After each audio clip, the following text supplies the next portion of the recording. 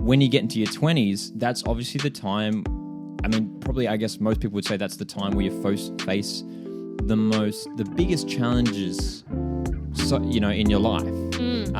Especially, after coming out of school, growing up as a kid, as a teenager, life's pretty easy. When you get to your 20s, you realize, your 20s and 30s, 40s, you realize that being a kid's like an absolute dream. Yeah. And then once you become an adult, there's all these like scary challenges. And right? you don't know. And like, I remember, of course, we've all been prepped as young kids. Oh, you don't know until you're an adult. And as a child, you want to do everything that adults do. You want to drive and you want to shop, and we play mums and dads and all that cliche stuff.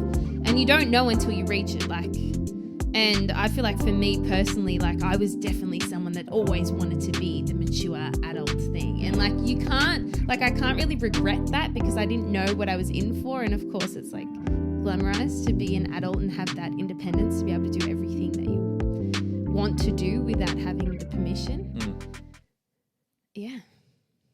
I think as well when you're growing up, and I'm thinking back to when I was like entering my 20s, and I think what I'm trying to say is like when you're brought up, your upbringing as a kid really impacts the way you sort of do things when you're facing challenges. I think people sort of underestimate that their upbringing has such an impact on not just the way they approach challenges, but just the way they are in life, just the environment that they're in. Yeah, and what you feel capable of doing based on like the limits other people have placed or not placed on you. And I feel quite privileged to say like my family, I don't know if it's because I'm a firstborn or something, but like it's always been like, oh, you can do anything. And every time I show my parents a drawing or anything, it's like, wow, oh, this is amazing. So I felt so capable to do anything. But then growing into my teens and stuff, there's certain like they kind of like deconstructed that a bit more and be like, oh, that's not a great artwork or something, or like I'd sing in front of them and they're like, that was a bit off. And I'm like, oh, shit. Like, it's kind of like... Tell you how it is. And I remember like at points it'd be like, oh, what, you don't like it? And they're like, well, I'm just telling you the truth. And it's good to be like having that, I guess, icebreaker into the reality of life is like not everyone's going to like what you do. And I had like a really good example from a teacher that I really admired. She said like that... because I remember asking her at one point, I was really wanted to have a good singing voice. And she said to me, she was my singing teacher at the time. And I said to her, do I have a good voice, like objectively? And she said, yeah, I think you have a good voice. But as to whether people like certain voices, it's like having different favorite colors. Like your favorite color might be orange. Doesn't mean that's everyone's favorite color. And I think that's so important, especially creatively. Like we don't all have the same bands that we all like. Like, for example, you listen to Triple J. I know like a lot of people in our age group in their 20s like Triple J because there's such a variety, and there's sometimes you hear like 3 great songs in a row and then you hear like this screamo thing that just pops out in the random, but that's obviously up there enough to be played, and people have different tastes. And yeah, you can't, I think with a lot of skills, can't really say yes you have it or you don't, because it's just a matter of, do you enjoy it and are you going to persevere and be consistent with it enough for someone to see it and relate to that. Yeah. Because if you have like a personal passion for that, other people will see it depending on their own experiences. Definitely. Yeah. When I came into my 20s, there was a tendency to avoid confrontation. I think in any sense? Or? Yeah, I'm just talking in general. Like I think I'm someone that avoids confrontation. Mm-hmm. And I've been told by people that that's maybe a negative thing. Okay. Are you someone that avoids confrontation? No. Well, from my mum's perspective, she thinks I'm above average confrontational. I think I kind of enjoy it in a weird sense. Like, obviously it's terrifying to do, but I enjoy the satisfaction after of feeling like, okay, I've got out what I feel and I've been able to understand what they feel now that I've opened the conversation, and I've allowed the space for this to happen rather than just like pushing it to the back or blocking it away into like, oh, whatever, that was just a one-off thing. I think it's important rather than complaining and holding that like annoying feeling. It's just to like confront it. It's probably going to be more progressive just to deal with it, like opening that conversation with someone, than to, I guess, put a rug over it or forget about it. Yeah. But at the same time, I'm just entering my mid-20s now, and I'm realizing that there's a real value to to confronting things that make you uncomfortable. Yeah. Right. And I remember getting told that a lot as a kid is like, if you've got something scary coming up, like as a kid, I used to be scared of going to the dentist, and it's like, oh, afterwards you'll tell yourself, oh, that really wasn't that bad. And even as an adult, that's sort of true. It happens a lot. Yeah. Where like, and I think when you do grow up, you get sort of like a different sort of level of anxiety in your body when it comes to these things. It's not just a kid just being scared of the dark or something. It's a different thing being anxious as an adult, I think. Yeah. But it's so true even now. Like when I'm facing difficult things, tasks that I don't want to do, afterwards there's that feeling of relief. And I think as well, it's almost like I'm building that muscle every time I say yes to something that maybe I don't want to do, or not something that I don't want to do, but something that I know I should do. Yeah, that's the thing. There's always that voice in your head that gets, I guess, more developed when you become an adult, and when you make those decisions, like it's sort of showing you the right path. And it's cool like that, because I think after, like, I remember being, I think, like 16, 17, and I really started to think, like, who do I want to be? What sort of person am I, aside from like who I hang out with at school or whatever? And I wanted to say to myself, I want to be someone that's confident, outgoing, willing to take on anything. And in order to be that person, I have to show up as that person, like on a daily basis. Like I have to be doing what I have to be exercising the traits that I want to have in order to be that person. And when you're saying like that muscle, the more that you do that, the more that your, I guess, comfort zone expands, like that muscle is being built, that it naturally becomes part of who you are. And they'd be like, people look at you and be like, oh, well, Lachie's that sort of guy that always like is up for anything. Like, you know what I mean? Like it's a trait that you develop the more that you flex that muscle. Yeah. It's absolutely something that compounds over time. Yeah. The more challenges you face. And again, I can say that now I'm sort of being, that's the whole idea of starting this podcast, I guess, like talking about that, really focusing in your 20s, and me coming into, I guess we're both coming into our mid-20s now. We're sort of in the midpoint, I guess. So it's interesting seeing it now back, it's funny comparing yourself to 25 to 20, because in a way it sort of goes by in a blink. But like just seeing your personality and your characteristics and how they sort of, you're still the same person, but you evolve a lot, just even in those 5 years becoming an adult, just from experiencing these scary things, and they make you who you are. But developing that habit has been so important, and ultimately that brings you closer to your goals and where you want to be. Yeah, right? yeah. It's always when you overcome that scary thing, overcome that challenge, is where you find yourself make another big step towards where you want to be. Yep.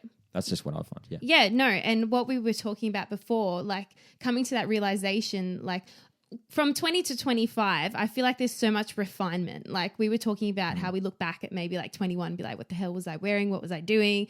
Like you kind of remember the mindset that you were in, feeling a bit confused. I feel like there's so much refinement as to who you are from 20 to 25. And we were talking about how you were saying that having that realization that you're never going to have it 100% together was such a cool take on this, is like, that is when you know that you've worked it out, is knowing that it's never going to be 100% like great.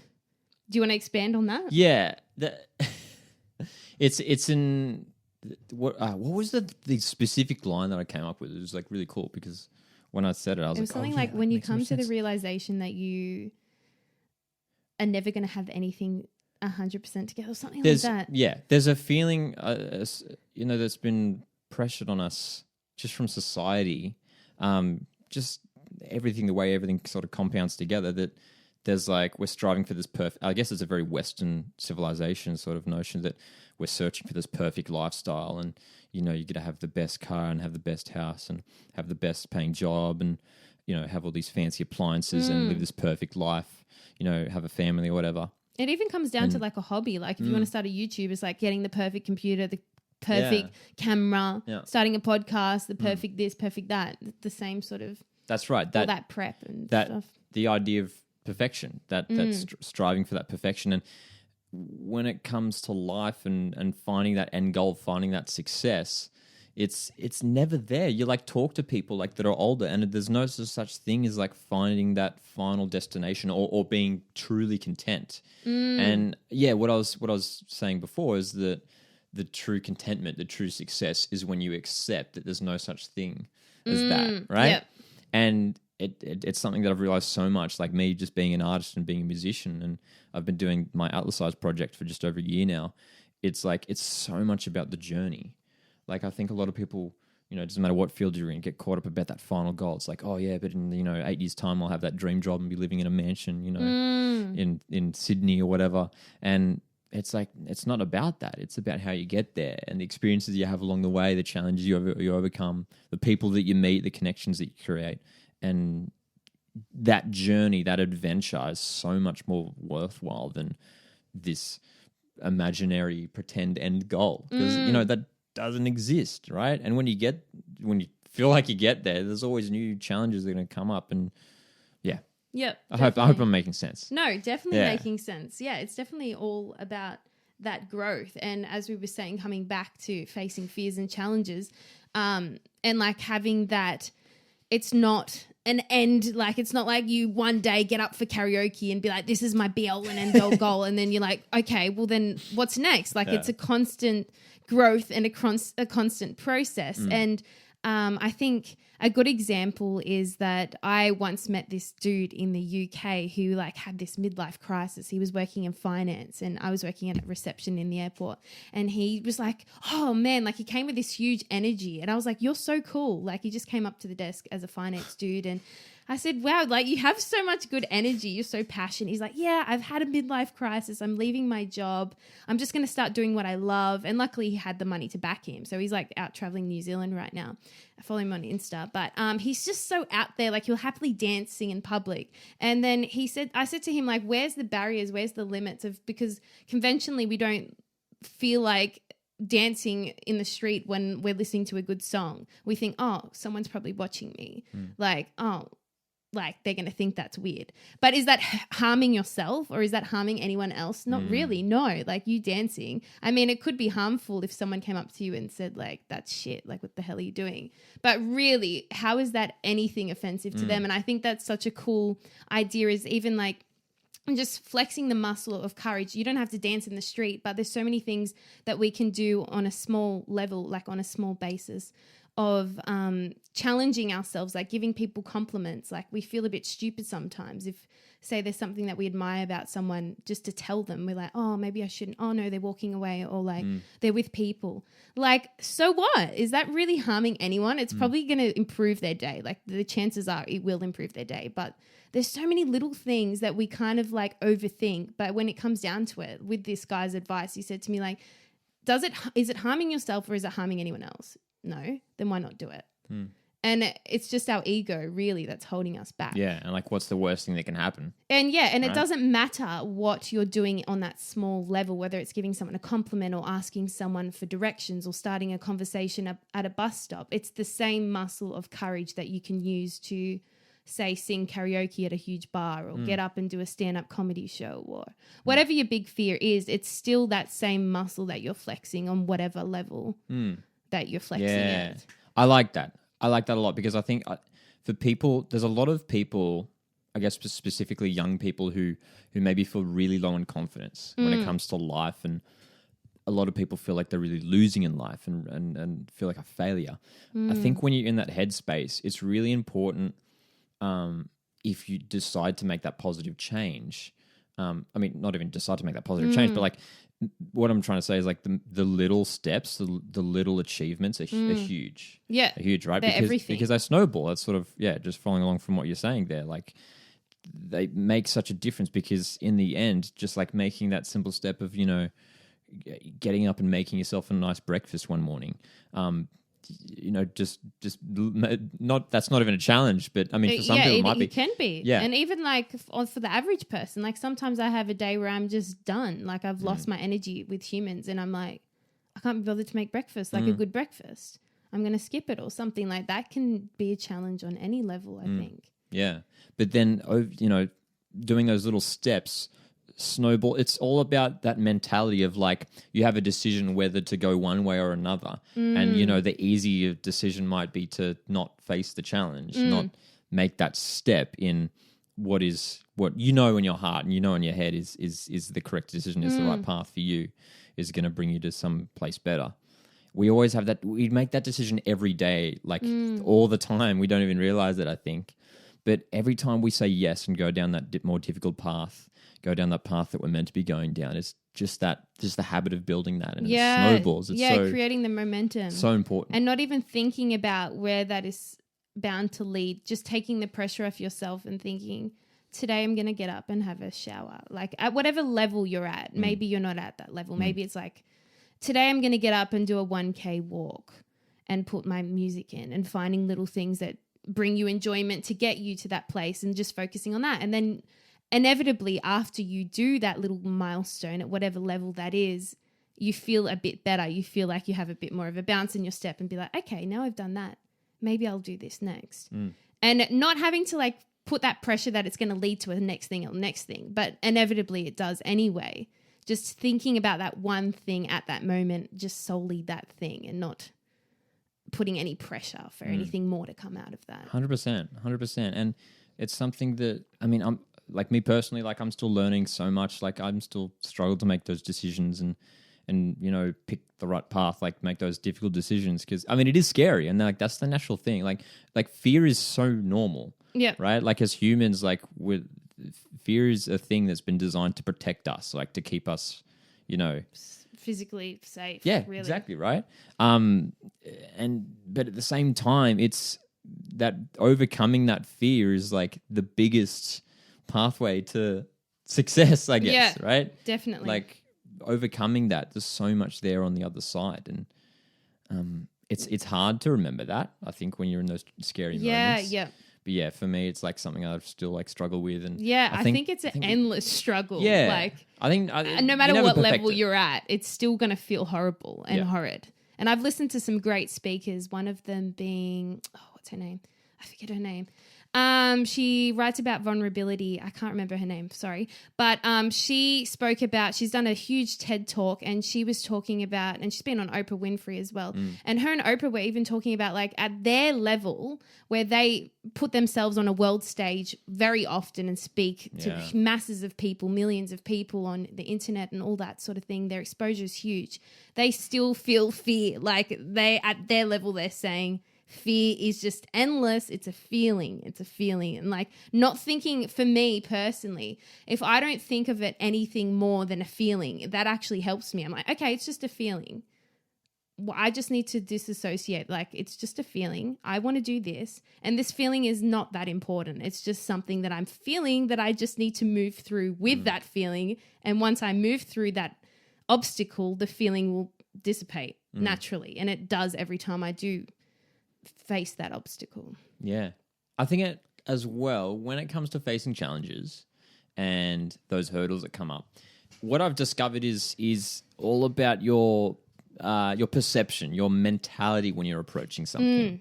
So important, because there's so many different ways to look at a situation. Amen. Perspective is everything. And that's the thing. I find it happens to me all the time where I like get caught up inside of an issue, and it's only when you finally take that second to step back and like look at it from an outside perspective and go like, what is actually going on here? Who's being impacted? What's the situation? Where's the problem? You know, what are the ramifications of this? And often it's not as big as it seems. Yeah. And it's that rule that I've mentioned before that YouTuber Matt Diavella mentioned, who's this great documentary maker, YouTuber. He the rule that he mentioned, which is basically like, if you have a situation that's causing you anxiety and stress, think about what is this situation going to mean in 12 months' time? What are the ramifications going to have effects on your life in 12 months' time? Yep. And it's like most often not, right? Like when you have like a scary interaction with like, you've got to talk to your boss at work or something, or, you know, you've got a scary, like there's like you got to do a presentation, or you've got a big meeting or something. You got to think about in 12 months' time, right? In a year's time, where I'm, you know, going to be alive and healthy, is this going to matter? Is this going to affect me? And it's like so simple, but it's so true. It's like just to put things in perspective. It's so easy just to get like inside the issue and let it chew you up. Having perspective is huge. Yes. I literally try to remind myself. Yeah, that's a huge benefit, I think, for me becoming an adult. whether like we like fantasize about being a child again and everything and how great that was. I mean, I didn't have the perspective until I became like late teens, adult, of understanding that there are so many ways of viewing one thing. Like I remember like doing a speech at school. It's like, this is scary. People are going to look at me. Like there's so many other ways to view this. Like again, with the perspective of like, is it going to matter a year later? Is it going to matter 25 years later? Sitting on your bloody wheelchair at 80 years old, looking back and thinking like, the person that you become then, are you going to know all those people that you knew back then? Like, they're probably going to be dead by the time you're sitting in the wheelchair, or they're going to be at another nursing home, whatever. Like, who gives a shit? At the end, you're sitting there with yourself. So, I mean, there's like a double-sided thing. It's like, did it matter? Because some people might take that as like, so I shouldn't face my fears because it's not going to matter. But like, really, we should be thinking, did it really matter in the sense of like how other people thought of me, like what that dickhead said after or whatever? Like at the end of the day, they're all going to live their own lives. You're sitting there with yourself, no one else. And it's how you feel about yourself at the end of the day. 100%. And I always think like after a big day of, say I have a big day of challenging myself, and I think, well, like a motivating factor is I can come home to my beautiful, comfortable bed where I feel supported. I have a good network of people around me.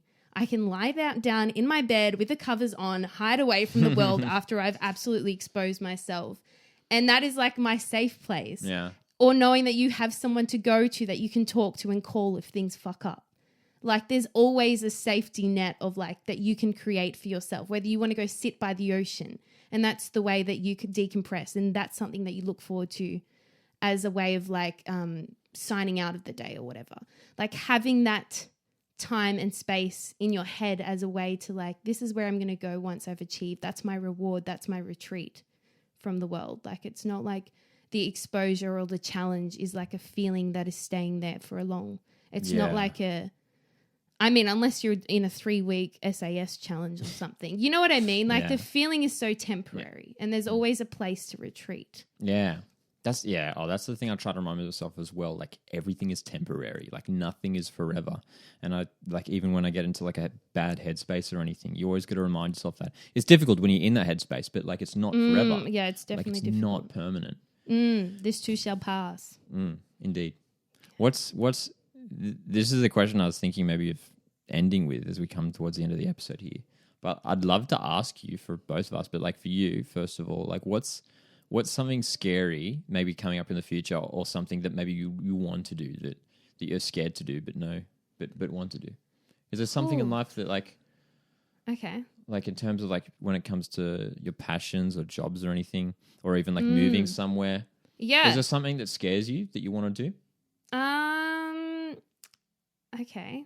I'm scared to date. I'd probably I wouldn't like to say that it is a fear or anything, but I constantly like don't know whether I'm at the stage yet where I feel like dating. So I have a date, as I told you earlier, this Saturday, and I'm kind of a bit scared because I think I'm so content in my life. And of course, it's just a date. Like people go on hundreds of dates, but I don't do that often. I spend a lot of time with friends and family. So I get worried about like letting someone else in because I'm so content with the way things are. And I don't know if I have, especially in this time where I'm carving out myself creatively, I'm so engrossed and enjoy that that I don't really know if it's like necessary to have someone along. Yeah. So I'm still navigating that. So maybe dating would be a thing. And especially for 20-year-olds, there's like almost that pressure in a way. Yeah. And just comes from society. Yeah. There's so much like, so like full in my life that I'm not sure if I'm scared to give someone time in case I don't feel like it's going to work with my lifestyle because I'm getting so much out of it at the moment. It is a scary thing, like finding like a person to connect with like that. It's a big commitment. Yeah, but then also taking it back, like taking the pressure off. Of course, it's something where it's just like a bonus to your life. I just get scared of like upsetting people or, you know, like it should be a bonus to what you're doing. So if it's detracting too much from like what brings you joy and if it's taking too much time or effort, then it's not going to work, 100%. Is it? But yeah. How about you? For me, a big thing for me that's gonna happen real soon is like I've got a whole bunch of new music that I want to record and create and turn into actual songs, and it's just a matter of finding. It's actually funnily quite similar when you think about it. Finding the right people to collaborate with, because I love collaborating.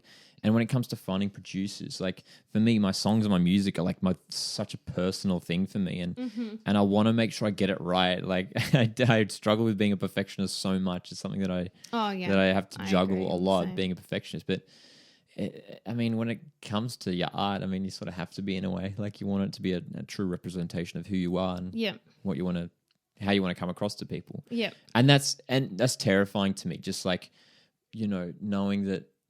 I really want just really wanting to find the right person to work with and find the right people to collaborate with and finding the right sound and whether if you're creative, whether it is music or anything else, if you're putting your expression into the world like that, it's so natural to be fearful and it holds a lot of people back. Like it holds a lot of, and I was going to add to that, like with what we've been saying this whole episode, again with prep and like trying to perfect something, trying to prep, like whether it's perfect partner to add to your life or the perfect producer or person to collaborate with. It's a matter of like taking that pressure off, sussing it out, testing it out, doing it, putting yourself out there. You're not going to know until you do collaborate with someone that's potentially good enough to collaborate. Like, of course, you've got to suss out, filter some things. Yeah. But at the end of the day, you don't know until you collaborate. That's and right. you don't know until you date that person. 100%. I can't believe I didn't even think about that before. Well, it's definitely, it's the same thing. We were saying there's only so much prep before you actually have to do it. And you're never going to feel 100% for anything. Like, you're never going to be 100% ready. That's the thing. Like, I mean, for me, if like the biggest takeaway from this chat, like that's the biggest point for me. Like just doing things is so huge. Like whether, when it comes to podcasts like this, like starting up a podcast or, whether it's a relationship, like meeting up with someone or I don't know, anything, but just doing it is huge because there's so much, as you mentioned, like there's so much preparation you can do and whatever, but just doing it, that's where you learn so much and that's where you grow. That's where all the growth happens when you're stepping into it and actually doing it. And there's something magical about really doing that and throwing yourself into that, because when you throw yourself into the deep end, that's when your true sort of characteristics and your true, your personality traits really come out. It shows who you are as a human being when you're in that. It's like, are you going to, lift your head above the water and start swimming, or are you just going to let yourself drown sort of thing, So but even if you drown, I mean, there's always potential to swim again. That's right. That's true. yeah. Because I don't think there's like, a limit as to, I don't want to be limiting. Do you know what I mean? That's true. You know what I mean? Like, I think everyone has potential, but maybe it's not right now. Like, if you do feel like you're drowning, maybe this is not the right time. Maybe it's another time or another person. The right time as well. That's huge as well. Yeah, but you don't know the right time until you expose yourself to a time. And as we were saying before, again, new experiences equal new learning material. Yes. You can't, if you keep doing the same thing, hanging around the same people, collaborating with the same person, you're not going to necessarily get any new lessons all the time. Like, I mean that with a grain of salt, like, of course, if you're, you know what I mean? Yeah, absolutely. And as well, just on top of all that, just like not taking, it's sort of what we're touching on there, I guess, a little bit, is like not being so hard on yourself at the end of the day. Like you said, like if it's not the right time, like people can be so disheartened, but there's always second chances. There's always other opportunities.